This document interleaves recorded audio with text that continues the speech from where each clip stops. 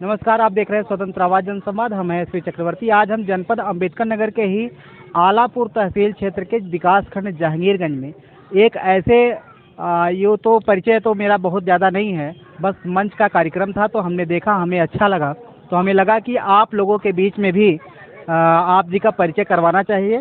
परिचय तो मेरा बहुत ज़्यादा है नहीं, वैसे बाबा जी कहूँ, महाराज जी कहूँ, महात्मा जी कहूँ या एक प्रवचनकर्ता के रूप में आपको जानूं, तो मैं तो जानता नहीं। मैं चाहूँगा कि देखने वाले सभी दर्शकों को खुद अपने स्वर में, अपनी आवाज़ में लोगों को अपना परिचय बताएं।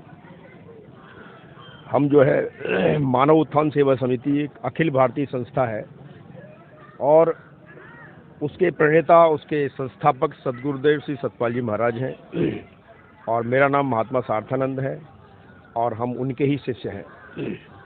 महात्मा जी यानी कि सीधे सीधे अगर महात्मा शब्द जुड़ा है तो महात्मा का मतलब होता है कि जिसकी आत्मा महान हो जाए, यानी आत्मा का जिसका संबंध सीधे परमात्मा से हो जाए। तो महाराज जी, क्या आपका कहना है कि आपकी आत्मा का सीधा सीधा संबंध क्या परमात्मा के साथ हो चुका है? क्योंकि अभी हमने लगभग आधे घंटे से ज़्यादा, 1 घंटे लगभग आपको सुना है लगभग, तो कहीं न कहीं आपने मानव जीवन के सार्थकता की भी बातें कही, कहीं न कहीं आपने मानव जीवन को कैसे जिया जाए उस पर भी आपने चर्चाएं की, तो कहीं न कहीं आपने हिंदू धर्म के साथ साथ इस्लाम, बौद्ध, जैन के साथ साथ जितने भी धर्म हैं सभी धर्मों की बात कही। तो आपका क्या मानना है कि आपकी जो आत्मा है या आपके साथ जुड़े हुए जितने भी भगत हैं, संत हैं, उन सभी की जो या श्रद्धालु हैं, उनकी जो आत्मा है उनका संबंध परमात्मा के साथ हो चुका है? क्योंकि महात्मा तो तभी कहा जा सकता है जब आत्मा का मिलन परमात्मा से हो जाए। वैसे तो सबका संबंध ही परमात्मा से है, कोई ऐसा जीव नहीं है जिसका संबंध परमात्मा से ना हो। लेकिन क्या है कि आदमी ना जानने के कारण संसार के अंदर भटक रहा है कि आनंद सिंधु मध्य तब वासा, बिनु जाने कृत मर्त प्यासा, कि आनंद का समुद्र उसके हृदय के अंदर हो, परमात्मा आनंद स्वरूप है। लेकिन उसको ना जानने के कारण, रही हमारे जानने की बात, तो सारी सृष्टि के अंदर जो गुरु महाराज हैं, गुरु महाराज ने हमको उसके बारे में उसका अनुभव कराया है और जो अनुभव कराया है इसी वजह से हम उसका संसार के अंदर, दुनिया के अंदर, जिले जिले के अंदर, कभी इसमें तुम्हारे अंबेडकर नगर में, कभी अयोध्या के अंदर और जगह जगह जाकर के हम इस ज्ञान का प्रचार करते हैं।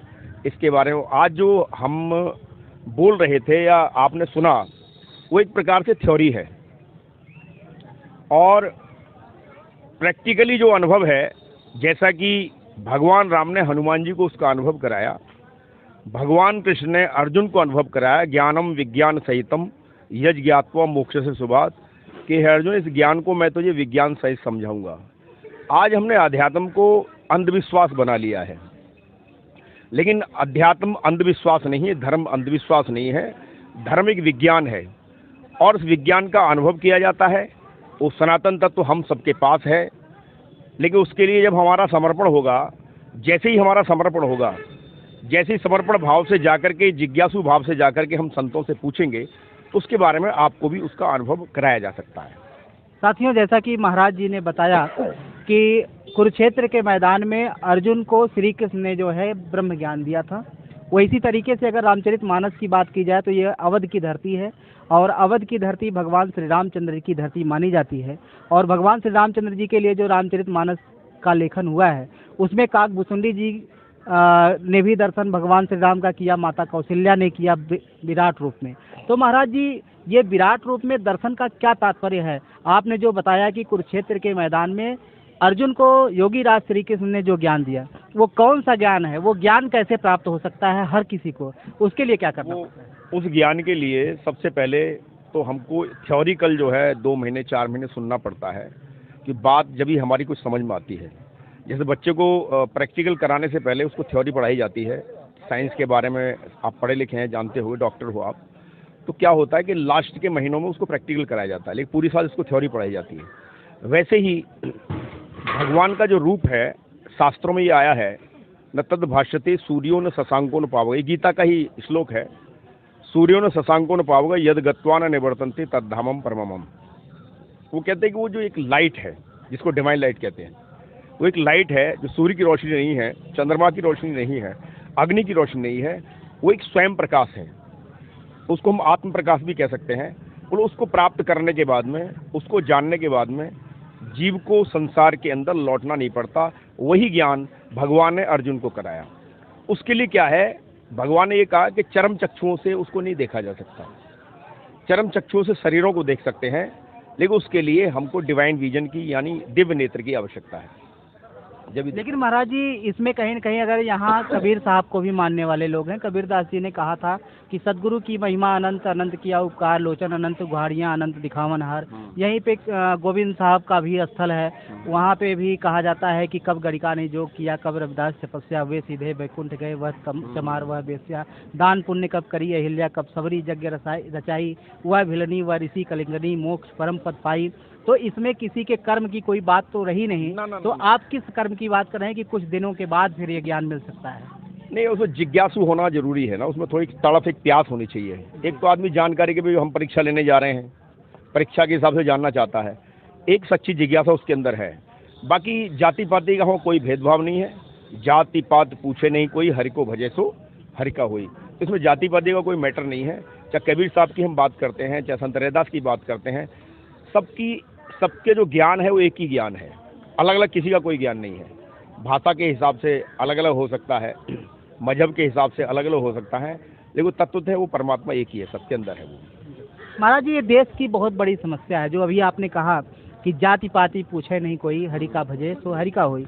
हमारे देश की जो सबसे बड़ी आज के डेट में समस्या है, वो आधी समस्या समाप्त हो जाती है अगर धर्म का मसला खत्म हो जाता है। आज के डेट में बड़े बड़े टीवी चैनलों पर हिंदू धर्म, इस्लाम धर्म को लेकर के बड़े बड़े डिबेट होते हैं, बड़े बड़े दंगे होते हैं। वहीं पर हिंदू धर्म की अगर बात की जाए तो छोटी जाति, बड़ी जाति, जाति के आधार पर जो भेदभाव होते हैं, इस आधार पे एक दूसरे के साथ मॉब लिंचिंग हो जाती है, लोगों के मर्डर हो जाते हैं। तो आपकी जो संस्था है, आपका जो ज्ञान है, जो आपके विचार हैं, आप किस तरीके से चाहते हैं कि सारे मानव मात्र के अंदर जो हमारे देश की पुरानी संस्कृति और सभ्यता रही है, मनुर्भव, इस धरती पर बसने वाला हर मानव प्राणी एक कुटुंब का है, एक परिवार का है, आपस में भाई है, तो किस प्रकार से आप अपने ज्ञान के माध्यम से लोगों को एक करने का काम करेंगे? हमारा जो है मानव धर्म है, न जाति न पाति, सिर्फ मानव धर्म है। और अगर उस महाराज जी, जाति तो मन में बस चुकी है ना, तो वो मन से कैसे जाएगी? वो जा सकती है अगर आदमी मानव धर्म को समझ ले, उस तत्व को समझ ले जो सबके अंदर एक ही तो है, एक ही ईश्वर है, एक ही परमात्मा है। उसमें जाति पाति का कोई मैटर नहीं करता, कोई एक ही है। लेकिन उसको ना जानने के कारण ये भेदभाव है। दूसरा, ना जानने के कारण बहुत सारे ऐसे हमारे जो धर्म नेता भी हैं या फिर राजनेता कह सकते हैं उनको, वो भी उस चीज़ को अगर जान लें, समझ लें, क्योंकि ये जो विद्या है राजाओं की विद्या है। राजाओं से मतलब मैंने ये नहीं कहा कि राजा को मिलनी चाहिए, राजा के पास अगर विद्या होगी तो प्रजा के अंदर भी उसका प्रचार हो सकता है।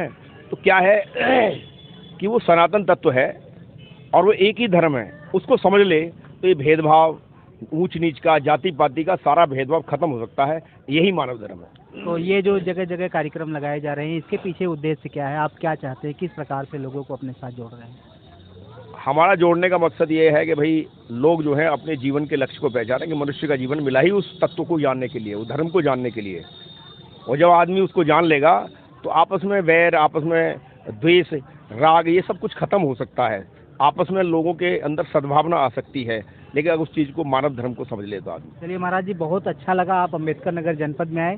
अम्बेडकर नगर जनपद के तरफ से देखने वाले सभी दर्शक बंधुओं की तरफ से हम इस जिले में आपका बहुत बहुत स्वागत करते हैं। आपको कैसा लगा इस जिले में आकर के, और क्या कहना चाहेंगे हमारे जिले वासियों?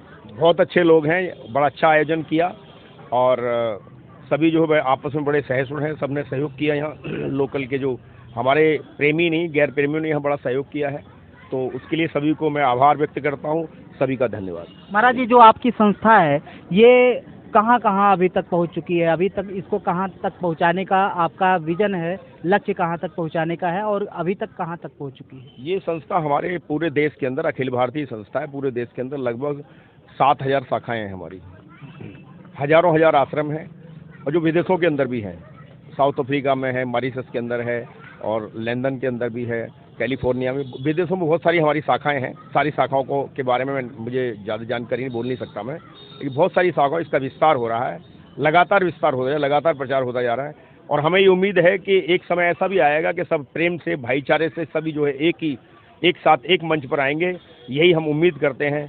तो जो है, अभी हमने मंच के माध्यम से आपको सुना कि आपने वैसे हमने देखा कि गैर हिंदू कोई तो दिखाई नहीं दिया, लेकिन गैर हिंदुओं की भी बातें आप कर रहे थे, कुरान शरीफ की भी बात कर रहे थे, आपने ईसाइयों की भी बात कही। तो किस प्रकार से लोग सभी धर्म के लोगों को अपने साथ ले आएंगे?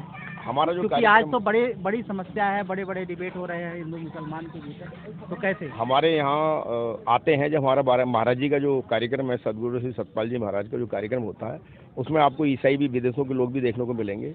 उसके अंदर जो है हमारे तालमेल कैसे बन पाता है? सिख भाई भी, तालमेल ये है ना कि वो सबके लिए है, एक है। अब हम प्राण की बात कर रहे हैं, तो प्राण तो मुसलमान के अंदर भी है, प्राण सिख के अंदर भी है, प्राण ईसाई के अंदर भी है। तो उस प्राण तत्व को जान लेगा तो मुसलमान जो है वो भी जो है समझेगा, हाँ वास्तव में ये चीज़ है। उसको नूरे इलाही बोल रहा है, उसको नूरे इलाही बोल रहा है, हम उसको लाइट बोल रहे हैं। ईसाई जो उसको लाइट, गॉड इज लाइट, और उसको जो है ईसाई गॉड इज लाइट बोल रहा है, और जो है हिंदू उसको प्रकाश बोल रहा है। परमात्मा के एक रूप ये भी तो है, परम प्रकाश रूप दिन राति, नहीं चाहिए कछु दिया गृहपति। तो वो प्रकाश सबके अंदर है। जब व्यक्ति उसको जान लेगा, जो सर्वव्यापक तत्व है, तो फिर आपस का भेदभाव ऑटोमेटिक खत्म हो जाएगा। कोशिश यही है हमारी। अध्यात्म के अतिरिक्त आपकी संस्था जो मानव सेवा समिति या मानव सेवा संस्थान है, और क्या कार्य करती है? हमारी जो समय समय पर कोविड के अंदर भी हमारा बहुत बड़ा क्वारंटीन सेंटर हरिद्वार के अंदर बनाया गया, और हजारों हजार लाखों लाख लोगों को उसका लाभ मिला। और हमारी शाखाओं के माध्यम से ही खाद्य सामग्री का वितरण भी किया गया, वस्त्र वितरण भी किया गया। जहाँ जिसको जैसी जरूरत थी उसी हिसाब से हमारी अखिल भारतीय संस्था है, कंबल वितरण का कार्यक्रम, समाज सेवा के अनेकों कार्यक्रम हमारे चलते रहते हैं। संस्था की शुरुआत कब से हुई? इसके संस्थापक कौन है? इसके जनक कौन है? इसमें वास्तव में जो मुखिया है इस समय, वो कौन है? इनके मुखिया इस समय वर्तमान के अंदर सदगुरुदेव श्री सतपाल जी महाराज हैं, और उन्हीं के द्वारा इस मानव धर्म की मानव उत्थान सेवा समिति की स्थापना हुई। उनके गुरु महाराज जो थे श्री हंस जी महाराज, 1951 से जो है उन्होंने जो है इसकी स्थापना की। वैसे तो प्रचार तो 1950 से पहले से वो कर रहे थे, लेकिन शुरुआत जो है 1951 से इसकी शुरुआत हुई हमारे। चलिए, बहुत बहुत धन्यवाद। बहुत बहुत शुक्रिया। बहुत शुक्रिया।